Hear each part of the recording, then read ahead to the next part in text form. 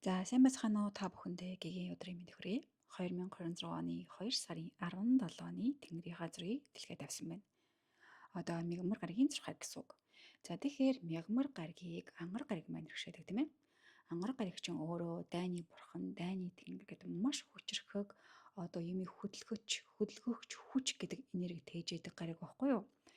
За тэгээд өнөөдөр цөмөрөө маш анхааралтай байх шаардлагатай уугаасаа иргэшээж байгаа энерги нь хатуу чанга хүчтэй. Тэгээд хоёрдугаарт одоо тэнгэр дээр гарч ирж байгаа энерги нь те ямар энерги байна вэ гэхээр бидний заавал анхааралтай байх шаардлагатай гэсэн энерги байгаа. За тэгэд анхааралтай байх шаардлагатай нь юу юм бэ гэхээр одоо энэ харж байгаа бол тэнгэрийн ван гараг маань өөрийнхөө уналтын энергинд орсон байгаа. Ерөнхийдөө одоо ингээ гаригууд ч юм байна штэ өөрсдийнхөө ингээ хүчин ихсдэг, хүчин сулардаг, уналтанд ордог, хөөгддөг гэд айгүй олон янзын энерги холбогддог байхгүй юу. Тэгээ өнөөдөр одоо угаасаа одоо энэ энерги холбогдсон байгааг намайг сонсдог хүмүүс маань мэдж байгаа тийм ээ. Би өмнө нь энийг ярьчихсан.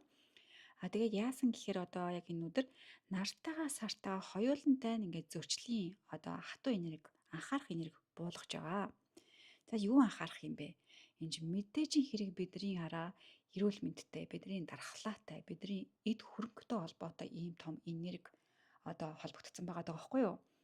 За тэгэхээр цөмөрөө маш ухаалаг байх нь, биеэ гамнах нь, идэж ууж байгаа хүнсээ анхаарах нь, бидрээс хаана ямар гарц гарах нь уу, тэр гарцыг гаргахгүй байх талаас нь цөмөрөө засал хийн. За засал дээр ямлангуяа хоёр төрлийн заслыг бол зөвлөмөр нь. За нэг нь бол мэдээж хэрэг өглөө болгон миний хаалттай группд ордог Instagram-ийн маань close friends-д ордог одоо залбирал affirmation бол байгаа.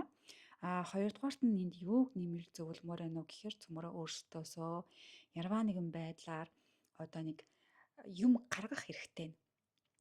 Одоо нэг засал яригддаг шүү дээ. Заслаар ингээд нэг юм ингээд залгит гаргах шаардлагатай гэдэг.